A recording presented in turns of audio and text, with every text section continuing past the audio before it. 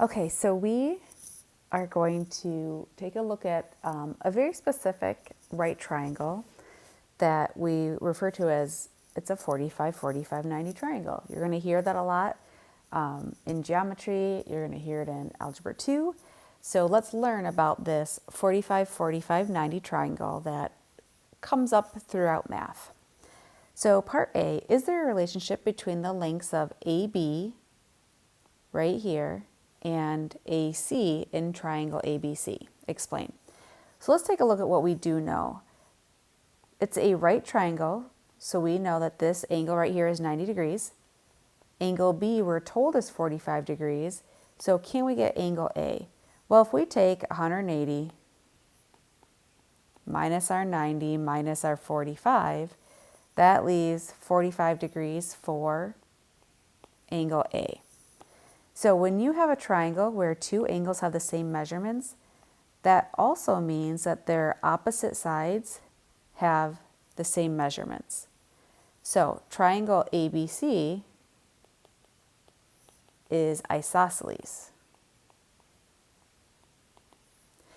That's true of every 45, 45, 90 triangle. Because the two angles are the same, that gives you two congruent sides, and now we have an isosceles triangle. All right, I am going to erase the little math we did here. All right, so is there a relationship between our hypotenuse and one of these side lengths? And the question asks for AB and AC, but they could have said BC because we now know that AC and BC have the same measure. So to explore that, why don't we go ahead and give AC a label of X. We don't know what it is, but let's say it's X units long. Well, if AC is X units long, BC is also X units long because those two sides are congruent. We are working with a right triangle, so we know we can bring in the Pythagorean theorem to kind of work through and find this third side so we can see what that relationship is. So Pythagorean theorem, if we take our two sides, X and square them, so here's our A squared, our B is also side X. Now our side C, which is the hypotenuse, I'm just going to call that side AB. So AB squared. So here's A squared plus B squared equals C squared. Well, X squared and X squared, can't do much more simplifying with that, but what we do notice is we have two of those. These are like terms, and 1x squared plus 1x squared, we actually have two of those x squareds equal to side AB squared. Let's figure out what side AB is equal to. So we're going to undo our square by square rooting both sides. So that leaves us with, I'm going to just write the AB over here, side AB is equal to. Now here we're square rooting two things, a 2 and an x squared. The square root of 2, we can't do much with that. Can't be reduced. It's not a perfect square, so that stays as a square root of 2. But when we square root the x squared, square root of x squared is x. So that x is going to come out front, and that square root of 2 just stays. So we just learned that side AB is x times a square root of 2. So in words, what we know is the two congruent lengths, side lengths in a 45, 45, 90 triangle. The hypotenuse is that same side length multiplied by a root 2. It's root 2 times bigger. So let's go ahead and write in our little definition here for a 45, 45, 90 triangle. So in a 45, 45, 90 triangle, the legs are congruent. Remember, that's how we have an isosceles triangle. And the length of the hypotenuse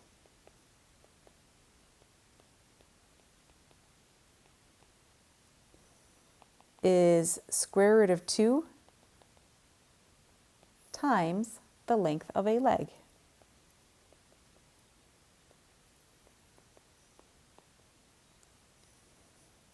All right, so if we have a right triangle that is a 45, 45, 90, we know that our two side legs are congruent.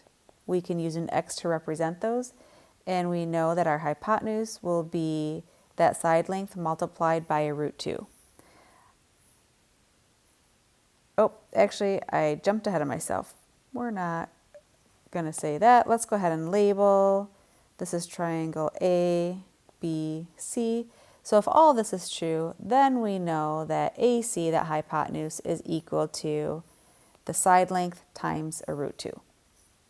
Okay, let's put this into practice. Solving 45, 45, 90 triangles. So what's really helpful about this is if you recognize that you have a triangle with these angle measures, the side lengths have relationships to each other. Normally, in a right triangle, you would need 2 sides to find the third side of a right triangle. That's how we find all 3 sides of a right triangle. If you're dealing with a 45, 45, 90 triangle, all you need is one side. If you know one side, that's enough information to find all the other sides. So let's take a look at part B. We've got our triangle XYZ.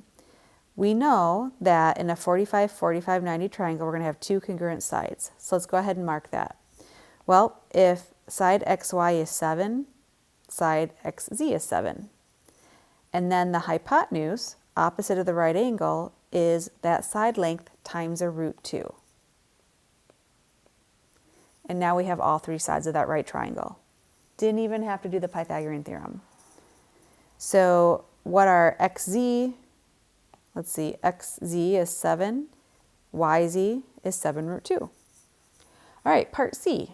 By the way, that was an easy one. They'd get a little more complicated, but they're all doable.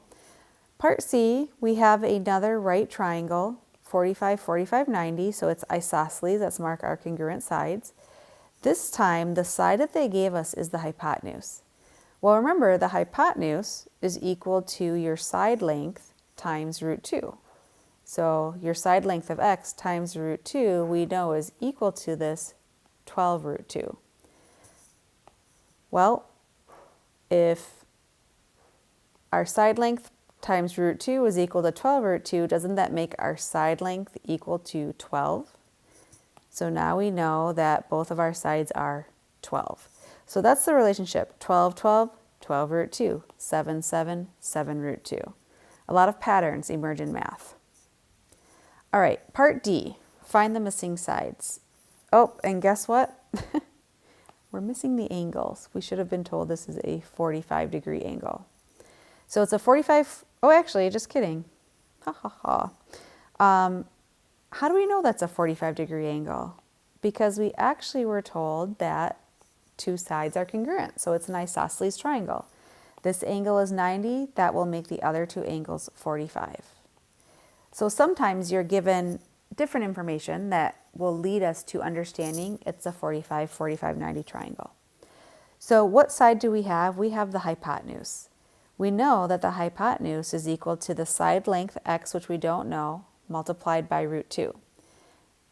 We know the hypotenuse is 7, so we can just set that equal to 7 and write a little equation. To get our side length x, let's divide both sides by root 2. So x is equal to 7 divided by root 2. And you know that prep work we did to prepare for the chapter? Here's something that we're ready for now. We can rationalize by multiplying the top and bottom by root 2. That leaves you with 7 root 2 over 2. So our side length x is a 7 root 2 over 2. So I'm just going to go in and label the 2 sides. All right, on your 45, 45, 90 triangle, you might recognize some patterns here. If your hypotenuse is 7, your side lengths are a 7 root 2 divided by 2. 7 root 2 divided by 2. On this next one, our hypotenuse is a 9. It is a 45, 45, 90 triangle because it's isosceles. So 9 is equal to the side length times root 2. Your hypotenuse always equals side length times root 2. Now if we go through and solve, based on what we did in the last time, I think it's going to be a 9 root 2 over 2. Let's see if it shakes out that way. To solve for x, we're going to divide by root 2. So x equals 9 divided by root 2, but then we have to rationalize. And that gives us a 9 root 2 over 2, like I predicted. So x is our side length. Each side is a 9 root 2 over 2.